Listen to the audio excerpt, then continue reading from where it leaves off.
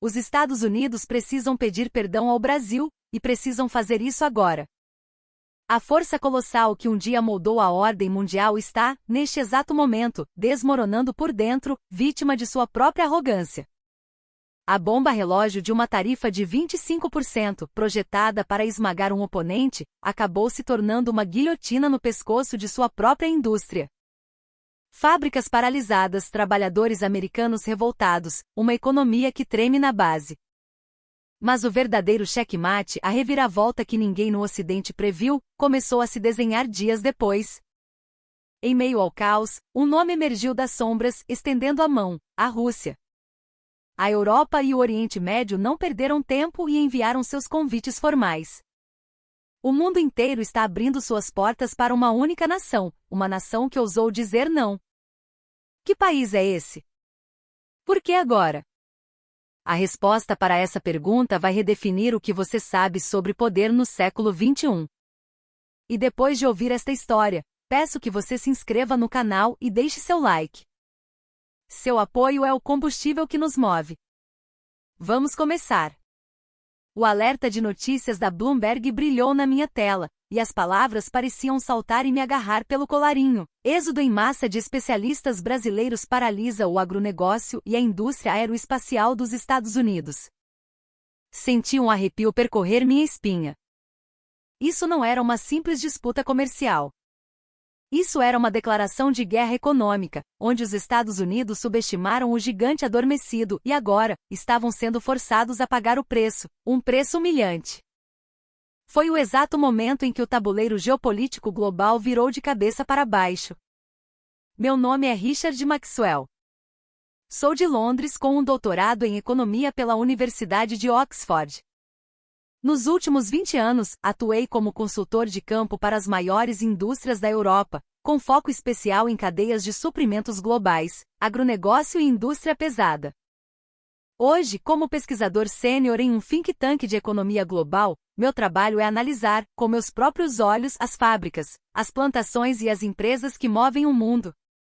E posso afirmar com toda certeza que eu nunca vi nada parecido com isso.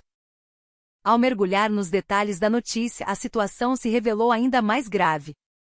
O governo americano, em uma manobra desesperada e desastrosa, começou a usar a emissão de vistos como arma. De repente, as renovações para os especialistas brasileiros da Embrapa, da Embraer e das gigantes do biocombustível tornaram-se um processo infernal. Entrevistas rigorosas, prazos de permanência drasticamente encurtados e, em alguns casos, ameaças veladas de deportação. Tratar profissionais desse calibre, a elite intelectual e técnica do Brasil, como se fossem imigrantes ilegais não era apenas um erro diplomático, era um insulto profundo, uma humilhação calculada.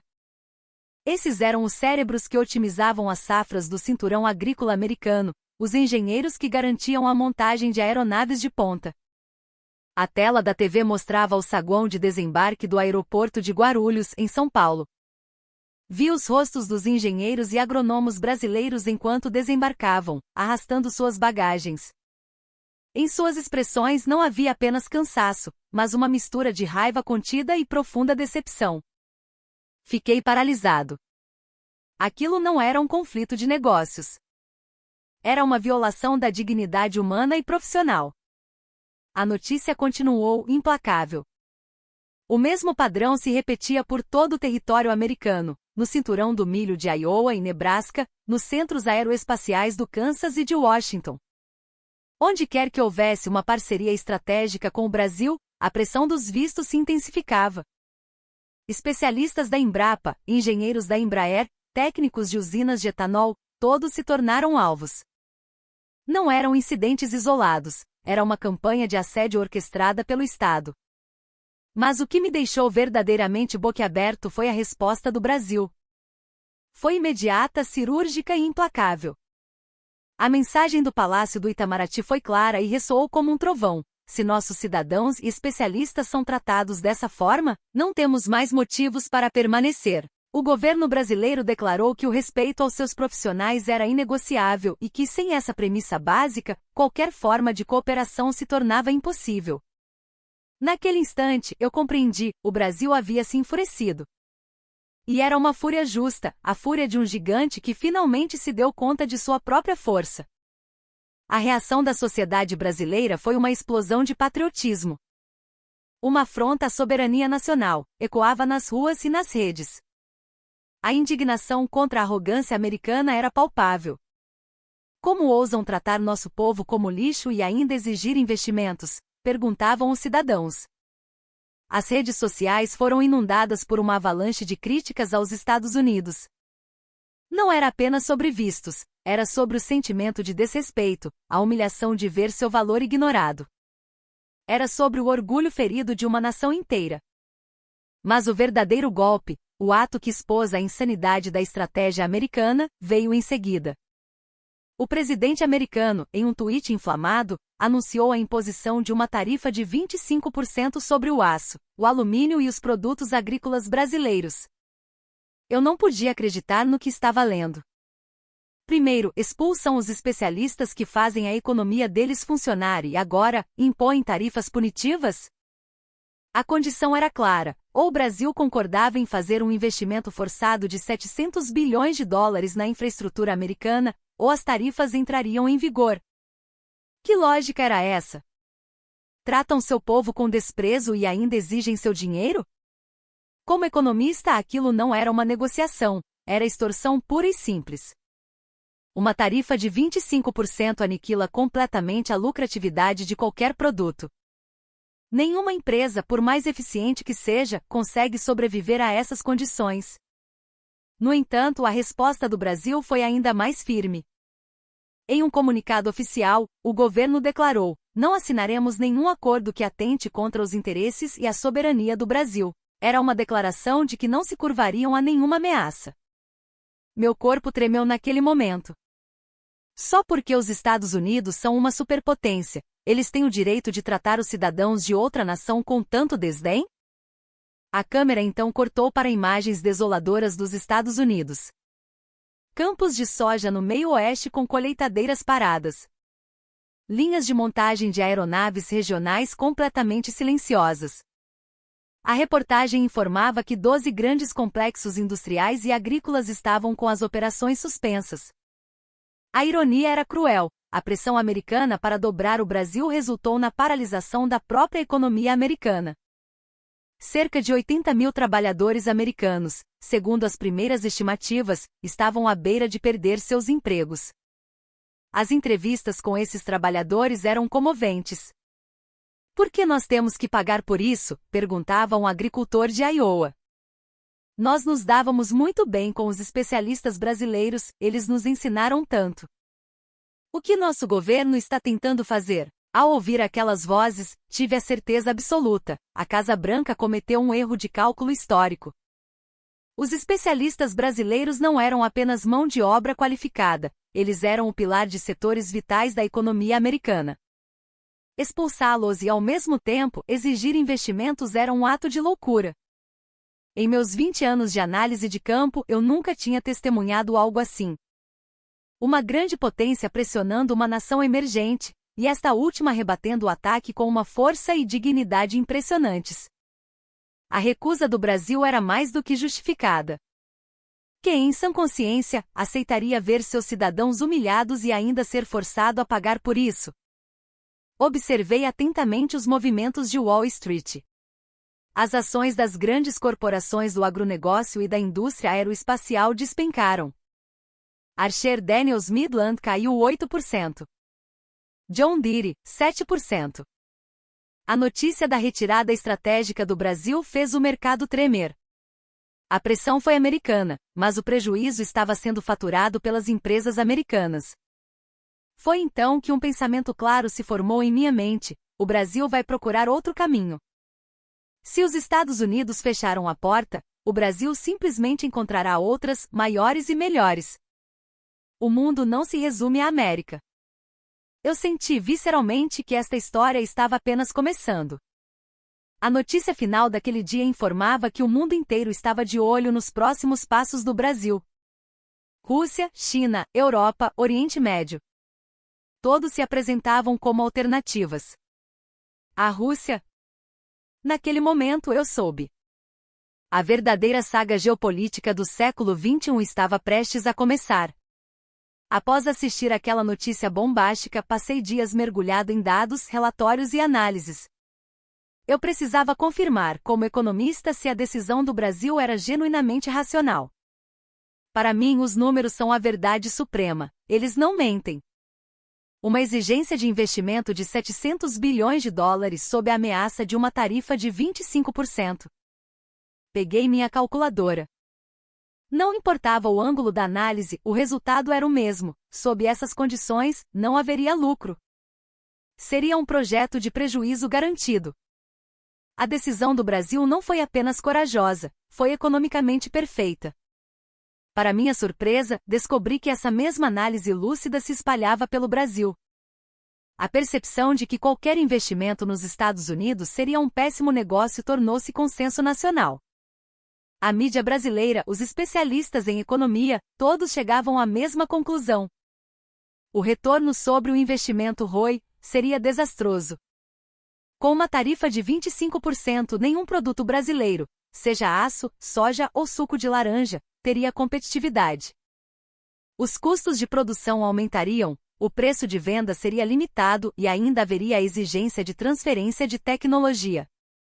Como esperar lucro em um cenário desses? O povo brasileiro demonstrou uma maturidade impressionante.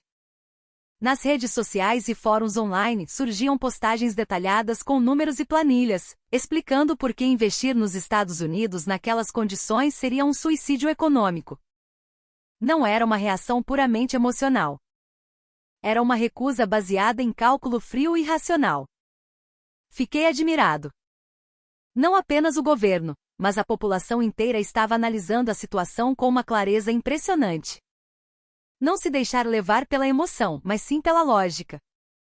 Isso, para mim, é o sinal de uma democracia madura e de uma nação consciente de seu poder. Reexaminei os dados macroeconômicos do Brasil. Uma das maiores economias do mundo, potência agrícola global, líder em energia limpa, com o setor aeroespacial de classe mundial. Empresas como a Embraer, gigantes do agronegócio, e a Embrapa, uma referência mundial em tecnologia tropical. Por que uma nação com esses ativos se curvaria a exigências tão absurdas? Não havia um único motivo para ceder. O fator mais crucial era que o Brasil já possui a tecnologia. Soberania tecnológica em agricultura tropical, em biocombustíveis, em aviação regional. O Brasil não depende mais da tecnologia americana para prosperar. No entanto, a mentalidade em Washington parecia presa nos anos 60, tratando o Brasil como um país subdesenvolvido, um mero quintal. A atitude era a de quem fala com uma nação pobre que ainda depende de ajuda externa. Mas o Brasil de hoje é outro. O Brasil é uma potência. O gigante acordou. Consegui acesso ao texto do acordo de investimento proposto pelos americanos. Fiquei chocado com os termos. Se uma empresa brasileira construísse uma planta nos Estados Unidos, seria obrigada a transferir tecnologia sensível, a cumprir cotas de contratação local e, o mais absurdo, a aceitar uma cláusula que permitiria aos Estados Unidos aumentar as tarifas a qualquer momento, unilateralmente. Isso não era um acordo. Era um tratado de vassalagem, um documento neocolonialista que parecia saído do século XIX. Era inacreditável que, em pleno século XXI, alguém tivesse a audácia de propor algo assim. O Brasil analisou esses termos com precisão cirúrgica e concluiu o óbvio: nestes termos, não há assinatura. Foi a decisão correta. Do ponto de vista econômico, foi uma escolha impecável. E a velocidade da resposta brasileira foi estonteante. Assim que a ameaça foi feita, a decisão de retirada foi tomada. Sem hesitação. Parecia que já estavam preparados, que haviam antecipado essa jogada e já tinham um plano de contingência. Assisti novamente à coletiva de imprensa do ministro das Relações Exteriores do Brasil. Sua declaração foi um marco: buscamos apenas a cooperação baseada no respeito mútuo. Imposições unilaterais são inaceitáveis. Naquela frase estava contida toda a transformação do Brasil. A era da subserviência havia acabado. O Brasil de antes talvez tivesse tentado agradar Washington, buscando um acordo a qualquer custo, temeroso de retaliações. Mas agora não havia um pingo de hesitação. Pelo contrário, a postura era de uma confiança inabalável. Não fizemos nada de errado, por que deveríamos ter medo? Naquele momento tive a certeza definitiva. Não se tratava de uma reação passional, mas de uma decisão calculada baseada em inteligência e dados. Os resultados de uma pesquisa de opinião pública no Brasil eram fascinantes. A pergunta: você apoia a decisão do governo de recusar o acordo com os Estados Unidos? Impressionante, 78% dos brasileiros responderam sim. Apenas 15% discordaram. A nação estava unida com seu governo. Lendo os comentários, fiquei ainda mais impressionado. Por que daríamos 700 bilhões de dólares para quem nos humilha? Parabéns ao governo pela firmeza. Essa era a opinião majoritária. Uma cidadania madura que julga com a razão, não com o medo. Com o apoio massivo da população, o governo brasileiro mostrava-se cada vez mais confiante. Nossa decisão é a correta, reafirmavam, e jamais faremos algo que vá contra o interesse nacional. Foi quando percebi a profundidade da mudança. O Brasil havia mudado para sempre. Antes, teria implorado por uma migalha de consideração. Hoje o Brasil bate na mesa e diz não. Essa transformação não aconteceu da noite para o dia. É o resultado de décadas de fortalecimento econômico, de autoconfiança acumulada. A economia cresceu, a tecnologia se consolidou, a estatura internacional aumentou. O Brasil se tornou um país capaz de defender seus interesses com altivez. Naquela noite reflete por horas. O que a escolha do Brasil significava para o mundo? Uma nação em ascensão havia rejeitado a pressão de uma superpotência, e o fez de forma espetacularmente digna. Era, sem dúvida, um momento histórico. E eu pressentia, esta história não terminaria aqui. Tendo rejeitado a América, o Brasil certamente buscaria um novo caminho. E esse caminho, eu suspeitava, nos levaria a lugares que jamais imaginamos. O Brasil agiu com a frieza dos números. Calculou perdas e ganhos, projetou o futuro e concluiu: este caminho não nos favorece. Como economista, foi uma decisão de manual. Eu estava certo, a verdadeira história estava apenas começando. Passaram-se alguns dias desde a recusa do Brasil, e eu estava ansioso para ver qual seria o próximo movimento de Brasília. Foi quando uma notícia inesperada chegou: a Rússia anunciava preparativos para facilitar a reentrada em larga escala de produtos agrícolas brasileiros, especialmente carnes, e mencionava a expansão de parcerias com a Embraer. Fiquei genuinamente surpreso. No vácuo deixado pelos Estados Unidos, a Rússia se movia com a velocidade de um raio. Pesquisando mais a fundo, descobri fatos ainda mais impressionantes. Antes das sanções ocidentais, a carne bovina e de frango do Brasil dominava quase 25% do mercado russo. 25%. Você consegue entender a magnitude desse número? Significava que o Brasil havia superado produtores europeus e outros concorrentes globais, tornando-se o fornecedor preferido. Isso não foi um acaso. Era a prova da confiança absoluta do consumidor russo na qualidade do produto brasileiro. A excelência da picanha, a qualidade do frango, tudo isso havia conquistado o paladar e o respeito de um mercado exigente. Mais impactante ainda foi encontrar imagens do próprio presidente Putin em uma cúpula do BRICS, elogiando publicamente a tecnologia da Embrapa como modelo para a segurança alimentar global. Ele chegou a destacar os jatos da Embraer como soberanos em sua categoria. Fiquei atônito. O líder máximo da Rússia estava, ele mesmo, endossando a excelência brasileira. Não era um gesto trivial. O presidente de uma potência mundial elogiando a tecnologia brasileira era o maior selo de aprovação possível. O significado simbólico era imensurável. Para meu espanto, descobri também que várias companhias aéreas regionais russas haviam padronizado suas frotas com aeronaves da Embraer, em detrimento de concorrentes europeus. Embraer no lugar de Bombardier ou ATR. Eu mal podia acreditar. A marca brasileira superando gigantes estabelecidos no mercado europeu. Era uma mudança revolucionária. Significava que o mercado russo confiava na marca Brasil. A qualidade e a tecnologia da Embraer foram formalmente reconhecidas ao mais alto nível. Mergulhando nos dados atuais do mercado russo, o cenário era ainda mais interessante. Produtos agrícolas de outras fontes, muitas vezes de qualidade duvidosa, agora detinham uma grande fatia do mercado. À primeira vista, parecia um domínio completo. Contudo, a reação dos consumidores russos era péssima. Em fóruns online, a insatisfação era generalizada. Reclamações sobre a qualidade, o sabor e a falta de confiança nos alimentos que estavam consumindo. Em contrapartida, um sentimento de nostalgia e desejo pelos produtos brasileiros crescia a cada dia. Chega dessa comida sem gosto. Queremos a picanha brasileira de volta. Quando os aviões da Embraer voltarão a voar mais por aqui? Comentários como esses inundavam os fóruns russos.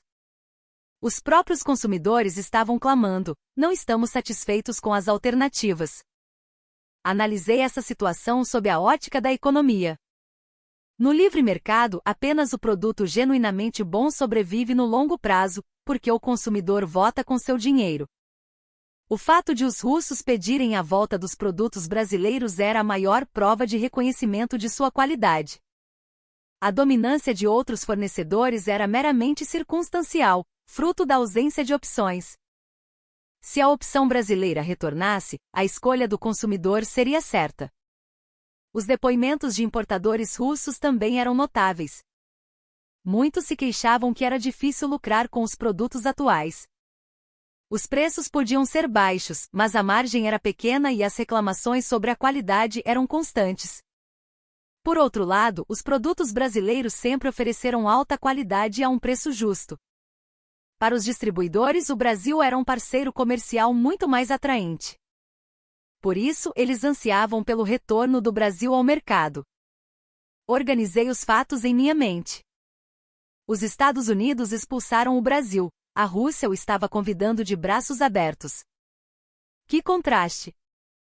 Washington exigia submissão, Moscou esperava ansiosamente por uma parceria. Os Estados Unidos ameaçavam com tarifas, a Rússia abria suas portas e estendia o tapete vermelho. A imagem de Putin elogiando a tecnologia brasileira não saía da minha cabeça.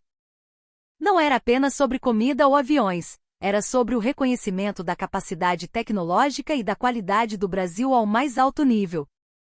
O fato de a Embraer ter sido escolhida em vez de concorrentes europeus era igualmente simbólico. Era um sinal de que o mundo havia mudado. A marca Brasil havia atingido um patamar de excelência comparável às maiores potências. A voz do consumidor russo, gritando "não queremos essas alternativas, queremos o Brasil de volta", era a mais poderosa de todas. Era a verdadeira voz do mercado. Não era um cálculo político ou diplomático, era a escolha pura e simples do consumidor. O tamanho do mercado russo também não podia ser ignorado. Um mercado gigantesco com uma demanda reprimida por qualidade. Recuperar essa fatia de 25% seria mais do que suficiente para compensar qualquer perda nos Estados Unidos. E mais importante, a Rússia é um país continental. A demanda por transporte aéreo regional eficiente e por segurança alimentar de qualidade é estrutural. Os produtos brasileiros eram perfeitamente adequados para essas condições. Sua qualidade e confiabilidade já haviam sido comprovadas. Então, percebi. Nada disso era coincidência. Enquanto os Estados Unidos paralisavam suas fazendas e fábricas, a Rússia esperava pelo Brasil. O sucesso do passado não foi um acidente, e o sucesso do futuro era uma possibilidade real. Aqueles 25% de market share não foram conquistados da noite para o dia. Foram o resultado de anos de confiança e qualidade. E essa confiança ainda estava viva. A voz dos consumidores era a maior prova disso. A saudade dos produtos brasileiros, a insatisfação com as alternativas. Tudo apontava para um retorno triunfal. Tive certeza, esta história estava ficando cada vez mais interessante. O momento em que o Brasil colocaria a Rússia em movimento novamente poderia estar muito próximo. Nos dias que se seguiram, a situação evoluiu mais rápido do que eu poderia prever. A recusa firme do Brasil começou a gerar ondas de choque por todo o planeta, e eu testemunhei o efeito dominó em tempo real. A primeira coisa que notei foi a reação de países na Europa e na Ásia. Eles começaram a hesitar em fazer novos investimentos nos Estados Unidos, temendo que pudessem sofrer o mesmo tratamento que o Brasil. Fiquei impressionado com essa mudança. Eles não temiam a América, eles temiam ser vítimas da sua arbitrariedade. O tratamento dispensado aos especialistas brasileiros acendeu um alerta global. A incerteza sobre a segurança de seus próprios cidadãos e investimentos em solo americano começou a pesar. Um movimento fascinante surgiu na Alemanha. O Ministério da Economia alemão publicou um artigo defendendo ativamente a atração de investimentos brasileiros para o setor de energia renovável e tecnologia agrícola. Fiquei chocado. A Alemanha, uma potência industrial, estava cortejando o Brasil abertamente. O governo alemão prometeu incentivos fiscais e terrenos para empresas brasileiras.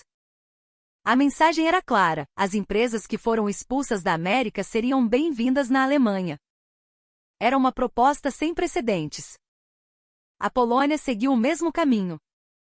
Um representante da Agência de Investimentos da Polônia declarou publicamente: o Brasil é bem-vindo aqui.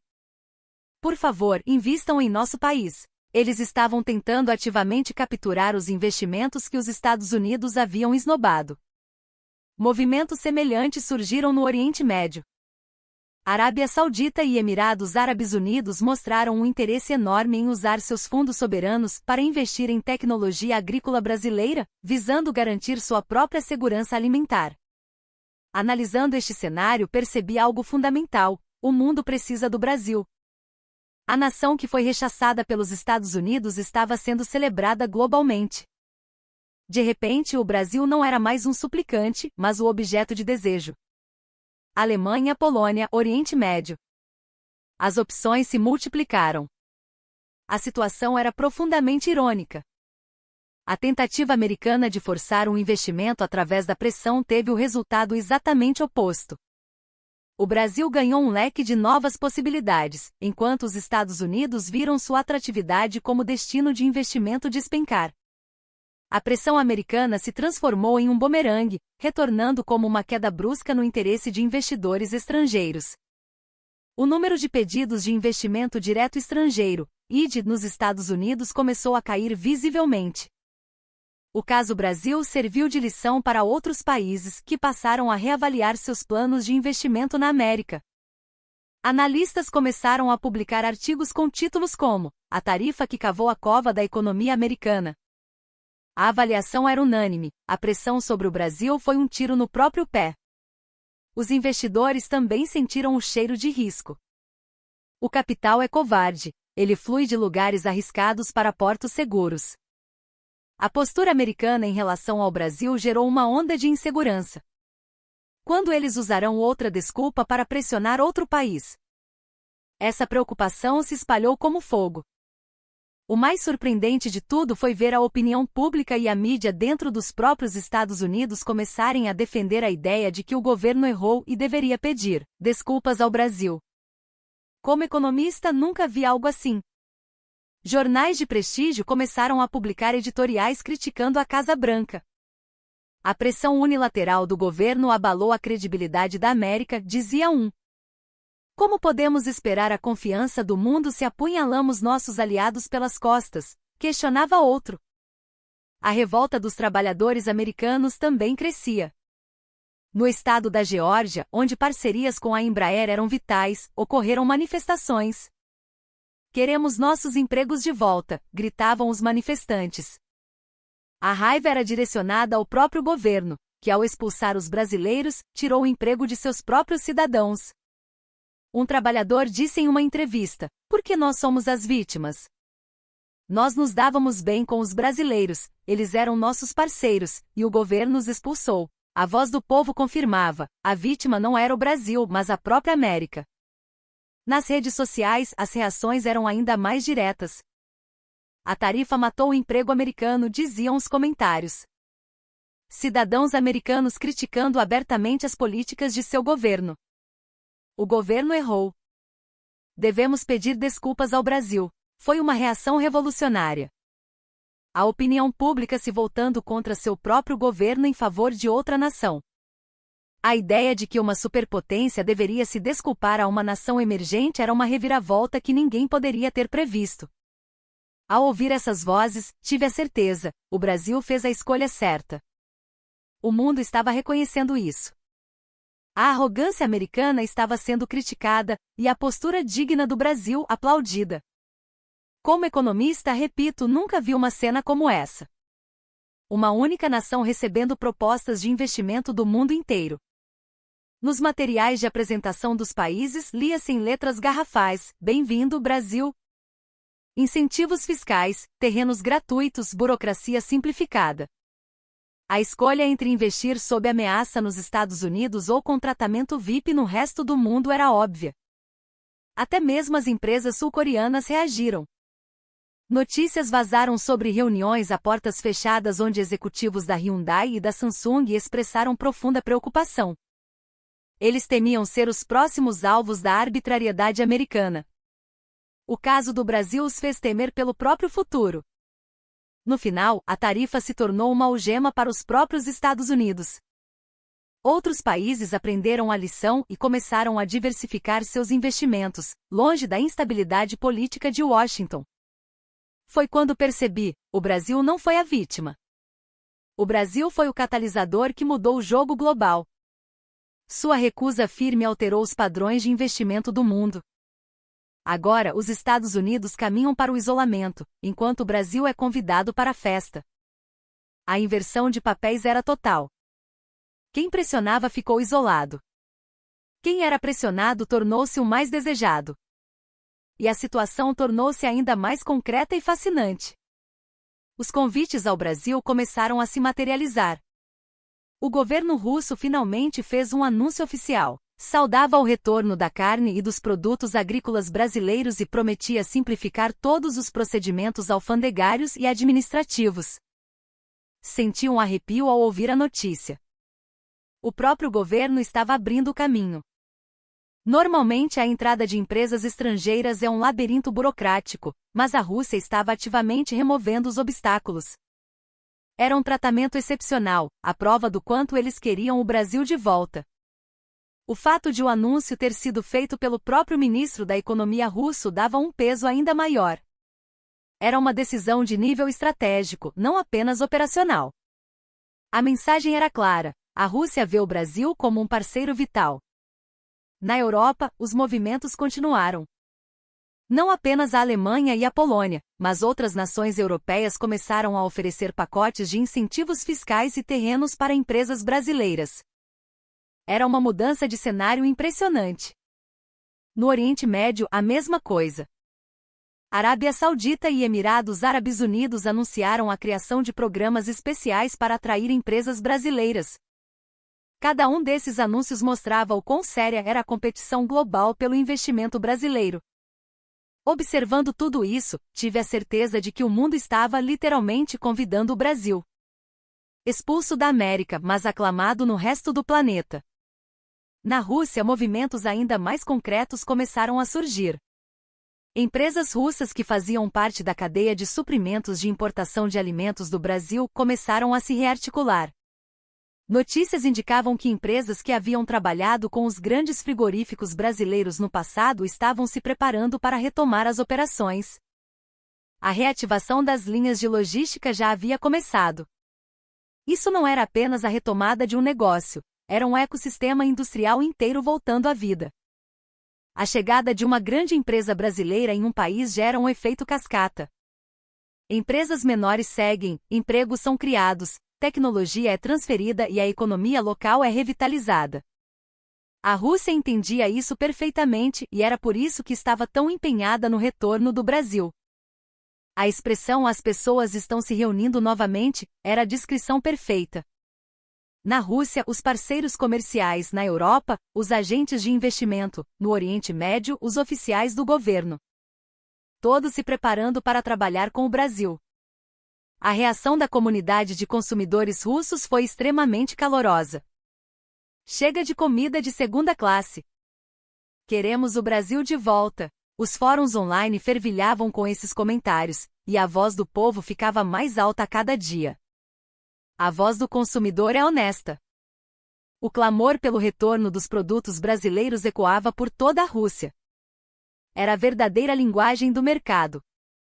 Sem cálculos políticos ou diplomáticos, apenas a escolha pura do consumidor. A participação de outros fornecedores era alta, mas a satisfação do consumidor permanecia baixa. Qualidade, serviço pós-venda, fornecimento de peças. As queixas se acumulavam. Enquanto isso, a nostalgia pela qualidade brasileira só aumentava. Então, uma notícia ainda mais surpreendente chegou. O teste de um novo corredor de exportação, a Rota Bioceânica, que ligaria o Brasil ao Pacífico através dos Andes, foi um sucesso, com dados mostrando uma redução de até 40% no tempo de transporte para a Ásia em comparação com a rota via Canal do Panamá. Uma redução de 40%. Fiquei eletrizado com esse número. Isso não era apenas uma economia de tempo, significava uma redução de custos colossal. Com fretes drasticamente mais baixos, a competitividade dos produtos brasileiros no mercado asiático se tornaria avassaladora. Uma rota 40% mais curta não era apenas uma estratégia, era uma revolução. Um game changer que reescreveria todo o sistema logístico global. Senti na pele que essa rota estava se tornando realidade.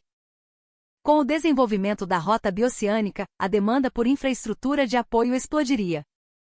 Terminais portuários, ferrovias, armazéns.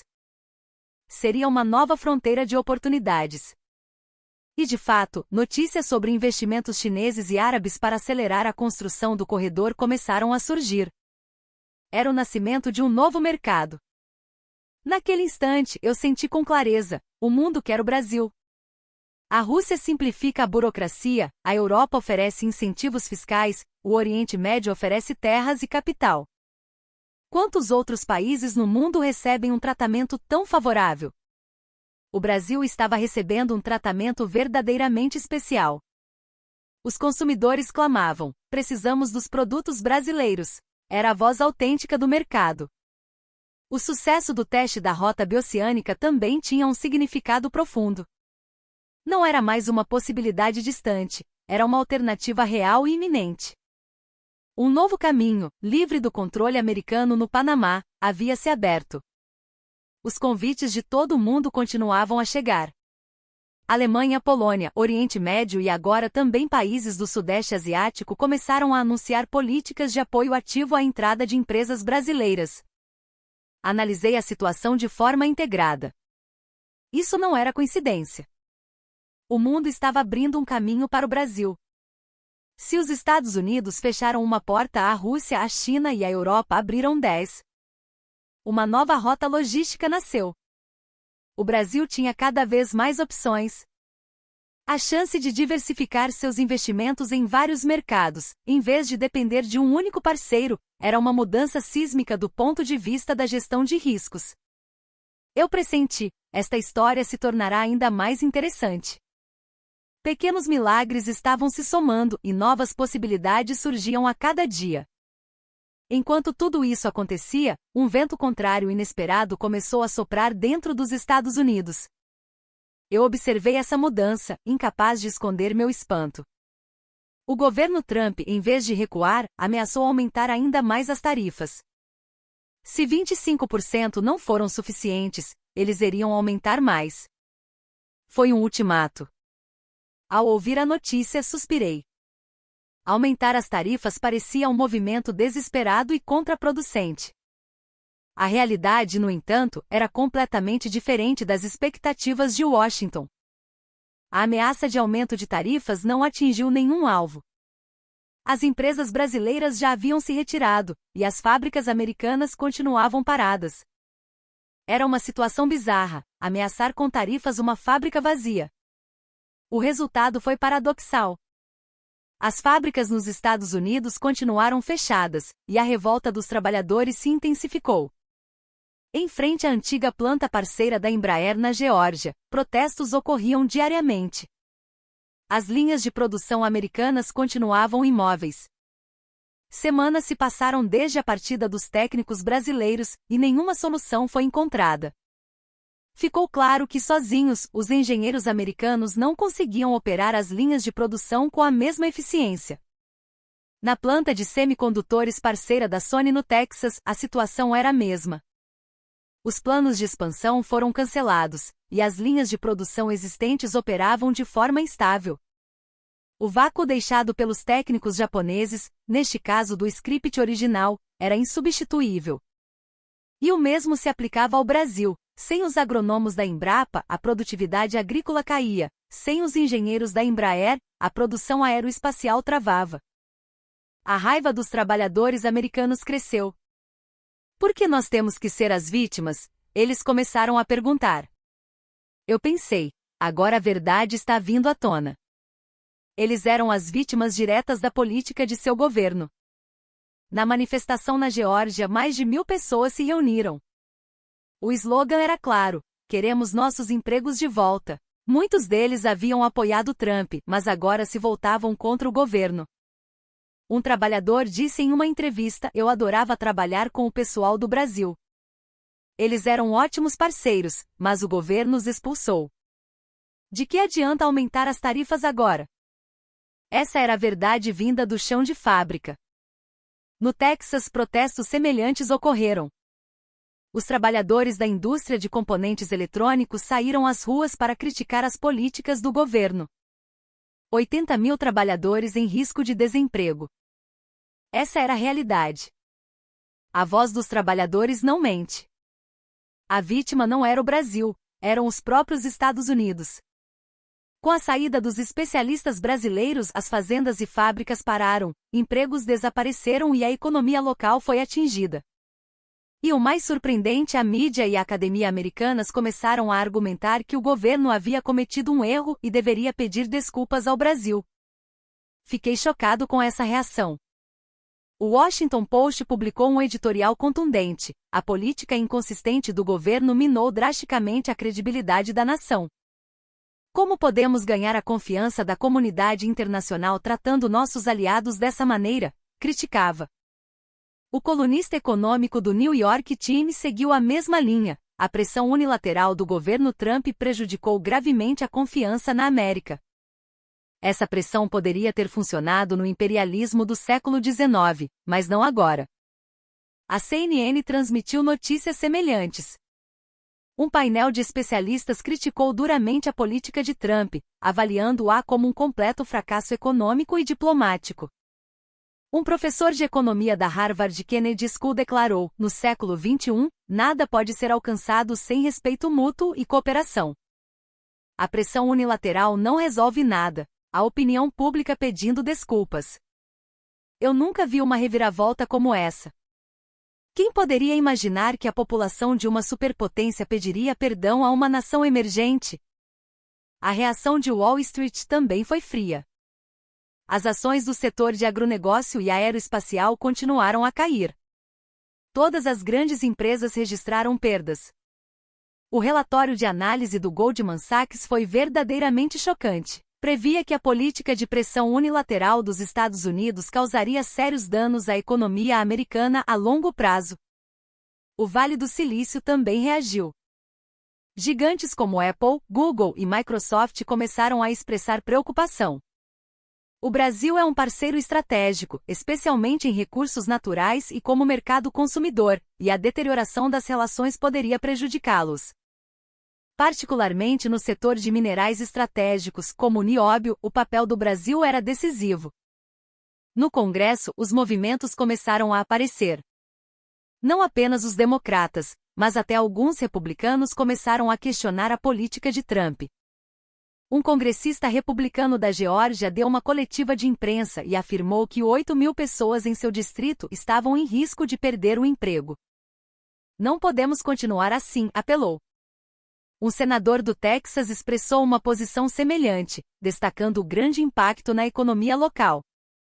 Era uma crítica de que a política federal estava destruindo a economia regional. Os resultados de uma pesquisa da CNN foram chocantes: 62% dos americanos se opunham à política do governo. Uma opinião pública que apoiava mais o Brasil do que seu próprio governo estava se formando. Nas redes sociais, as reações foram ainda mais francas. Muitos acreditavam que as tarifas não eram uma arma, mas uma algema para os próprios Estados Unidos. Outros países, aprendendo com o exemplo do Brasil, começaram a reconsiderar seus investimentos na América. O Brasil, por sua vez, manteve uma postura firme, não cedendo a nenhuma pressão. Não precisamos construir fábricas nos Estados Unidos foi a posição reafirmada, mantendo a calma. A frase dita em um briefing do governo brasileiro foi marcante: desejamos apenas a cooperação baseada no respeito mútuo. A coerção unilateral é inaceitável. Naquele momento tive certeza, o Brasil não vacilou. Foi a escolha de uma potência. A pressão no final só levou ao isolamento dos Estados Unidos. Em meio a essa situação, comecei a notar uma mudança interessante. Enquanto as fábricas americanas permaneciam paradas e sua atratividade como destino de investimento diminuía, o potencial da Rússia e de outros parceiros se tornava cada vez mais concreto. A situação nas fábricas americanas era verdadeiramente desoladora. O enorme complexo agrícola em Iowa tinha apenas estacionamentos vazios, completamente paralisado, e a insatisfação dos trabalhadores só aumentava. Era uma cena que fazia parecer que o país antes considerado o mais poderoso do mundo havia paralisado a si mesmo. A mídia ocidental finalmente começou a noticiar o fracasso estratégico dos Estados Unidos. O Washington Post publicou um artigo afirmando que a recusa do Brasil foi correta, analisando que, mesmo do ponto de vista econômico, a decisão brasileira foi racional. O Financial Times ecoou essa visão, afirmando que a pressão unilateral do governo Trump prejudicou as relações com seus aliados e que antagonizar uma potência tecnológica e agrícola como o Brasil foi um erro estratégico. Em décadas observando a economia, nunca vi uma cena como essa. Um país emergente abalando o mundo. Quem poderia imaginar que a recusa do Brasil em ceder à pressão americana criaria uma onda tão grande? O Ocidente estava começando a admitir que a recusa do Brasil foi a atitude correta. Foi uma mudança verdadeiramente surpreendente. A mídia ocidental, que normalmente tomaria o partido da superpotência, começou a apoiar o Brasil. Enquanto isso, a Rússia continuava a enviar sinais de boas-vindas. O Ministério da Economia russo emitia regularmente mensagens acolhendo o investimento brasileiro, mostrando repetidamente que a porta estava aberta. Mas a decisão final estava nas mãos do Brasil. O governo brasileiro mantinha uma postura cautelosa, observando a situação, evitando decisões precipitadas e mantendo todas as possibilidades em aberto. Essa cautela, paradoxalmente, tornava o Brasil ainda mais atraente. A imagem de um país que age com calma e racionalidade, sem se deixar levar pelas emoções, causava uma excelente impressão no mundo. Alguns países europeus e do Oriente Médio continuavam a cortejar o Brasil, manifestando o desejo de cooperar. Os incentivos fiscais da Alemanha, a oferta de terrenos da Polônia, o programa de vistos especiais dos Emirados Árabes Unidos. Tudo continuava a ser anunciado. Vendo essas mensagens de boas-vindas, percebi, o mundo está convidando o Brasil. Expulso dos Estados Unidos, mas acolhido em outros lugares. A Rússia acenava, a Europa e o Oriente Médio abriam as portas. O Brasil está agora no centro das escolhas. Para onde ir, que decisão tomar?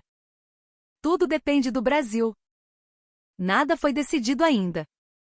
O governo brasileiro parecia estar considerando todas as opções, analisando-as cuidadosamente.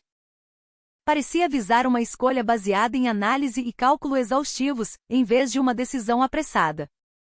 Mas o clima já estava se inclinando a favor do Brasil. A pressão americana fracassou, os convites de outros países continuaram, e o Brasil estava se tornando o país escolhido. Naquele momento pensei novamente, em décadas observando a economia, nunca vi uma cena como essa. Um país emergente abalando o mundo, e as superpotências esperando por sua escolha. Isso havia se tornado realidade. A voz dos consumidores russos continuava fervorosa.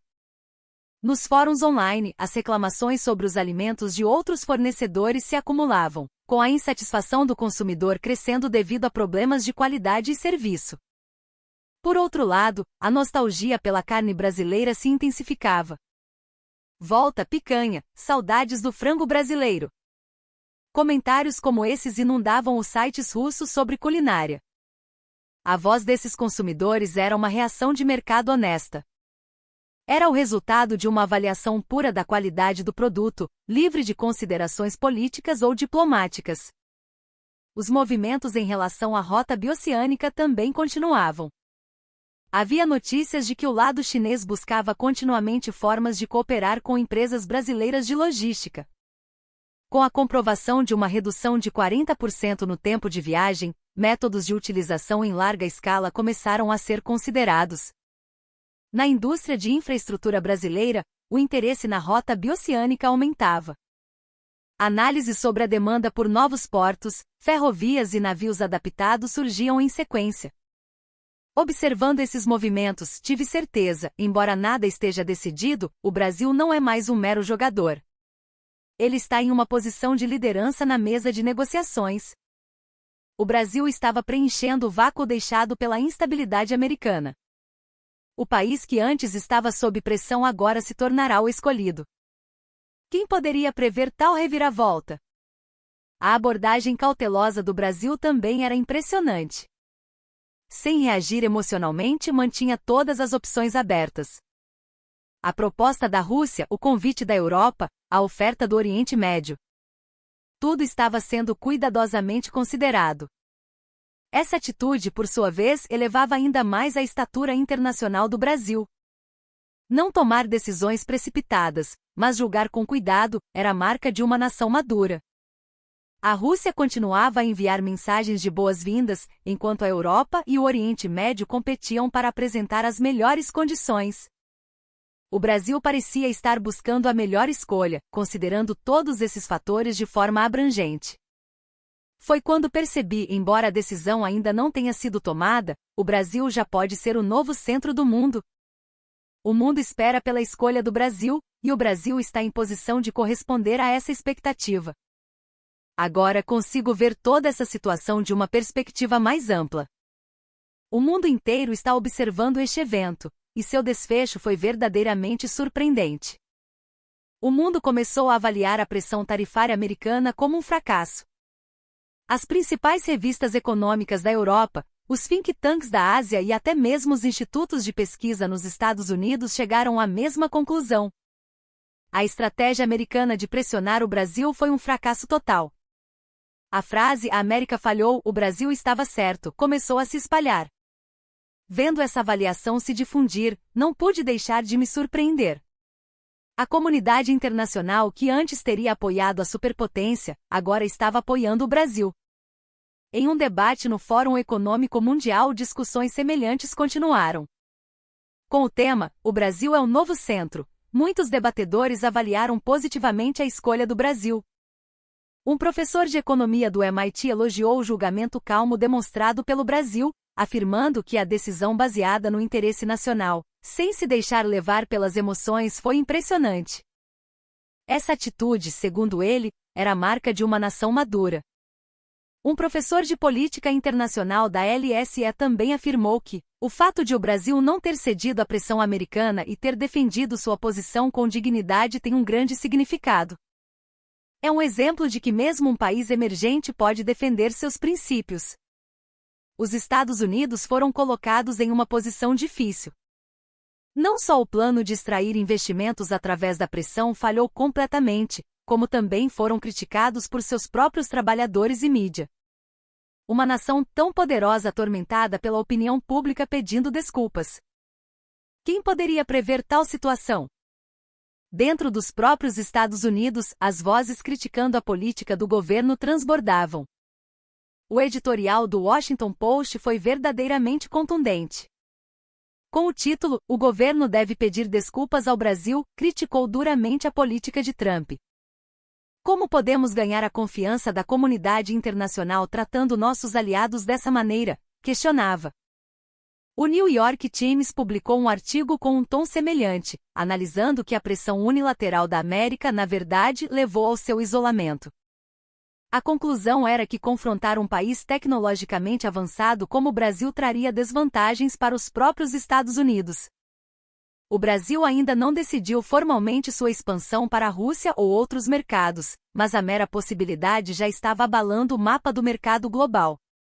Só a menção da possibilidade de um retorno ao mercado russo fez as ações relacionadas se moverem, a indústria de logística se agitar e o mercado de alimentos mostrar forte interesse. A decisão não foi apressada. O governo brasileiro manteve uma postura cautelosa, mantendo todas as opções em aberto para decidir após uma análise exaustiva. Essa abordagem calma, por sua vez, elevou ainda mais a estatura internacional do Brasil. Europa, Oriente Médio e Rússia convidaram o Brasil, competindo para oferecer condições de investimento. Incentivos fiscais da Alemanha, oferta de terrenos da Polônia, vistos especiais dos Emirados Árabes Unidos, simplificação dos procedimentos administrativos da Rússia. As opções se expandiram como nunca antes. Na mesa de negociações, o Brasil tinha total controle. Era uma imagem completamente diferente do passado. O Brasil, que antes se preocupava com a reação das superpotências, agora estava em posição de comparar e considerar propostas de vários países.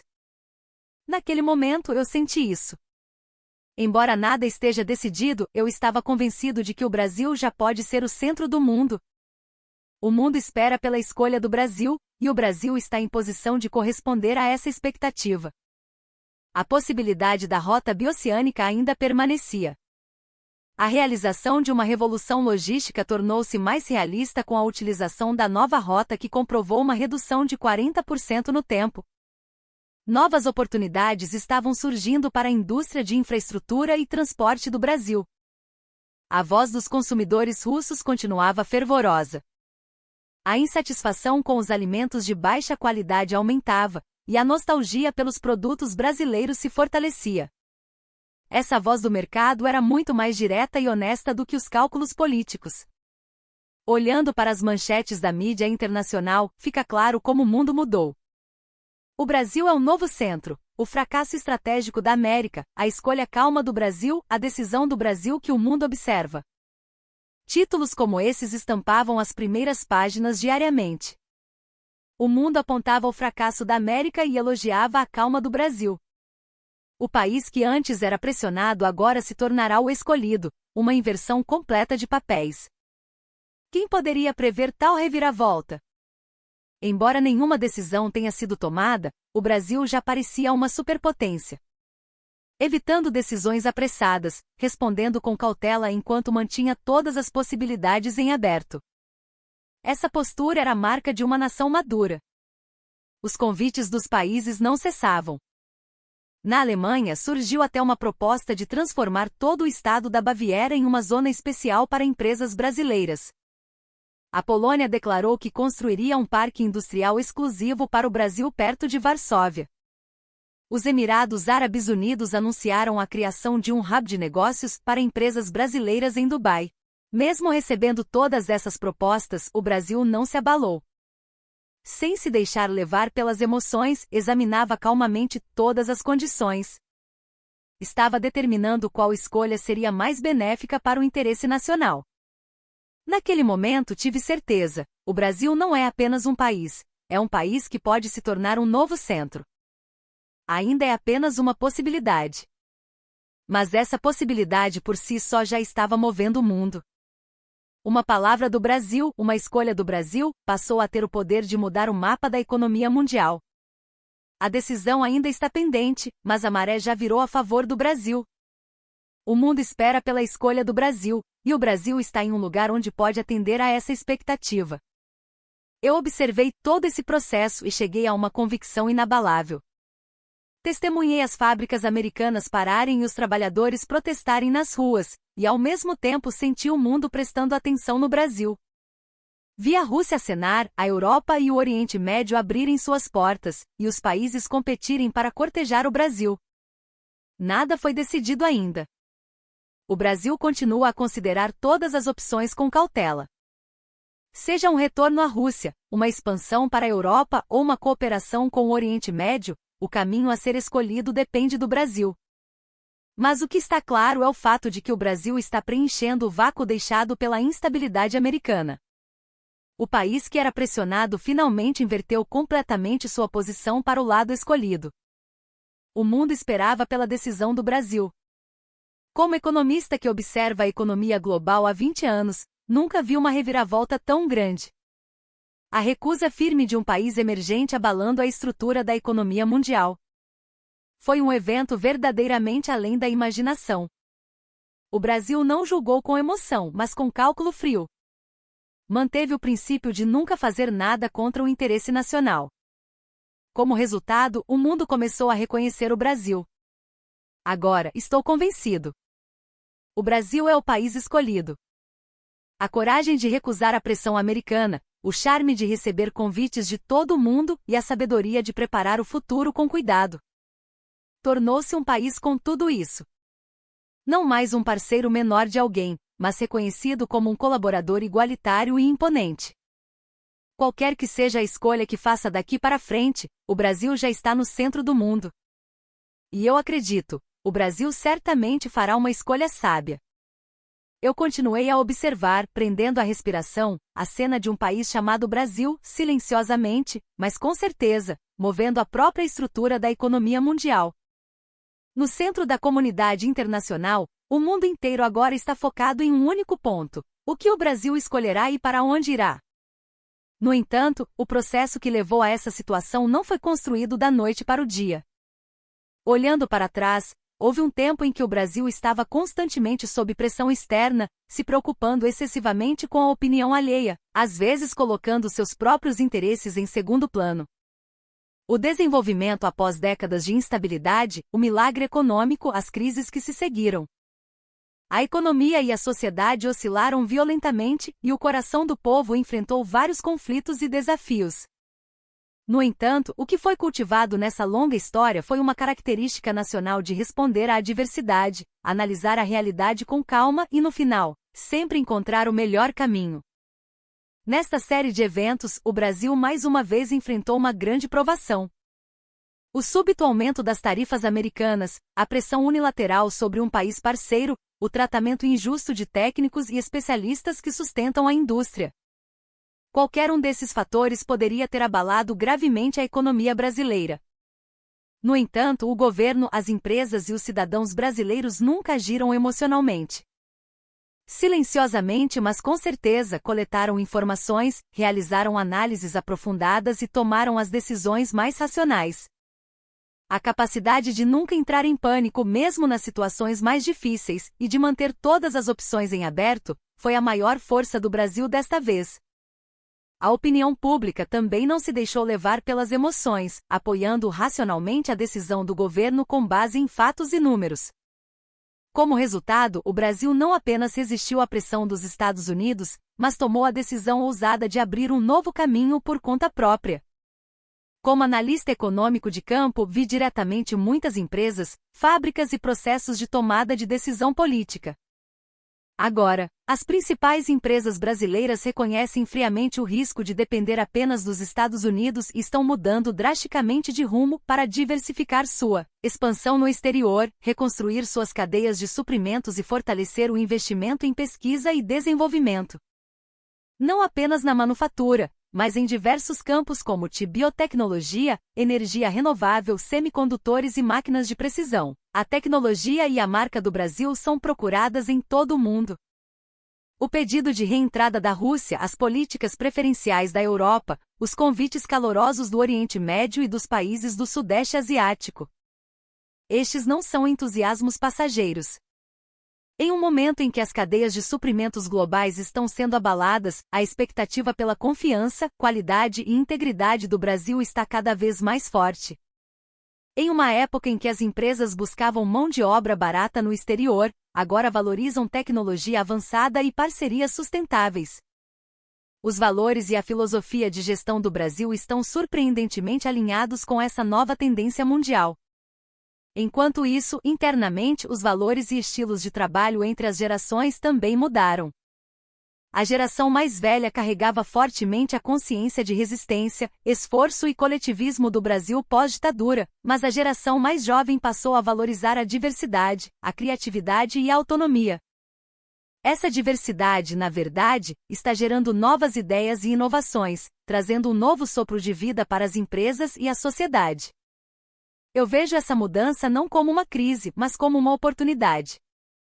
O que move a história é sempre a coragem silenciosa e o acúmulo de pequenas escolhas.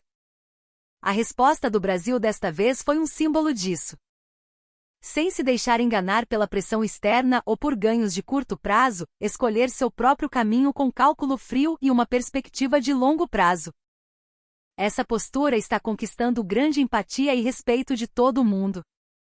Além disso, a voz do Brasil na comunidade internacional está aumentando constantemente. Não apenas na diplomacia econômica, mas em todas as áreas como cultura, arte, meio ambiente, ciência e educação, a brasilidade está se espalhando pelo mundo. Especialmente sua liderança na América do Sul, suas iniciativas ativas contra as mudanças climáticas e sua contribuição para ajuda humanitária e cooperação internacional são ativos de confiança que, embora não apareçam nos números, estão sendo construídos de forma constante. O Brasil não é onipotente e certamente enfrentará várias dificuldades no futuro. O declínio populacional e o envelhecimento, as mudanças na estrutura social, os atritos e conflitos na comunidade internacional podem ser inevitáveis.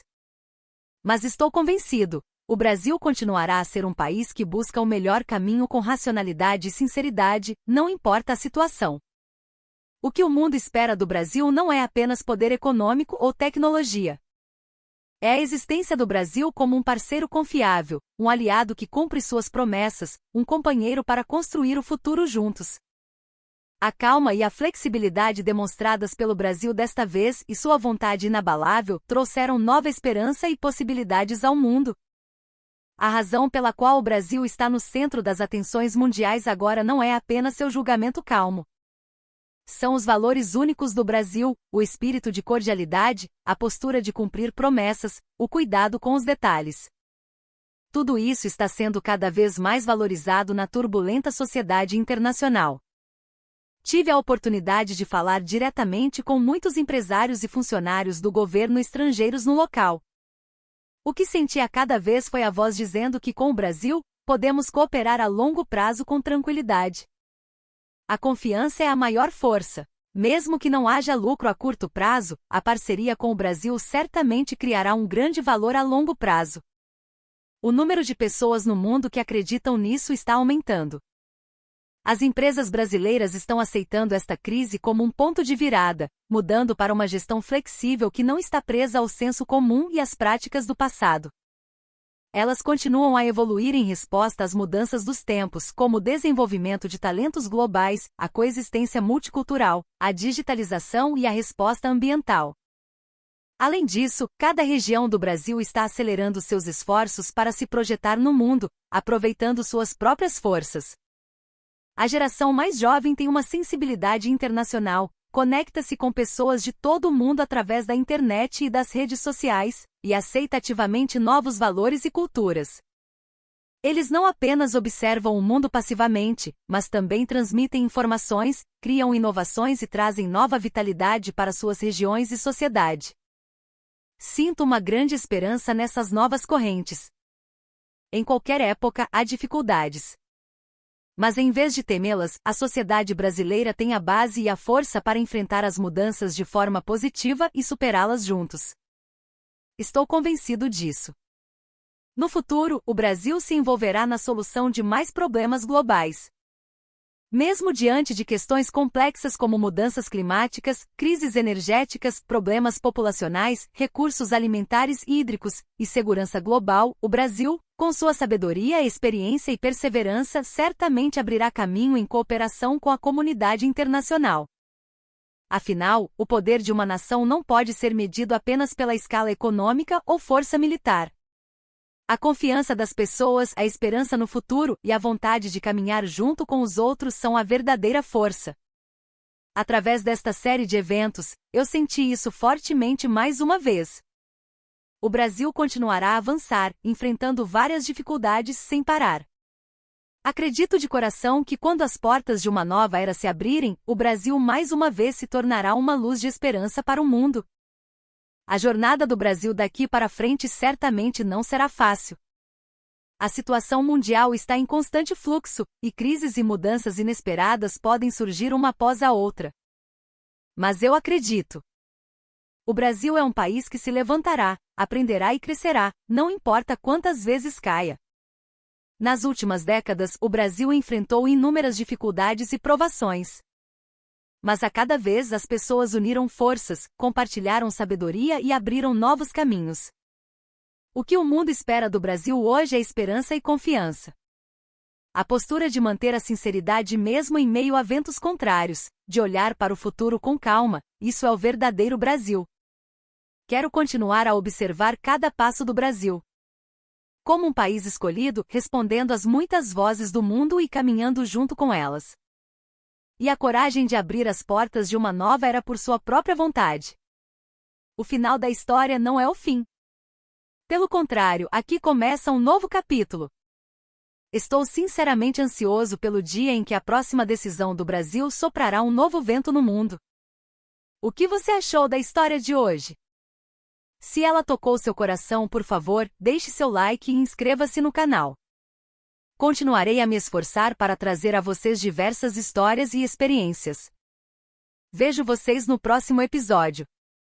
A todos que assistiram até o final,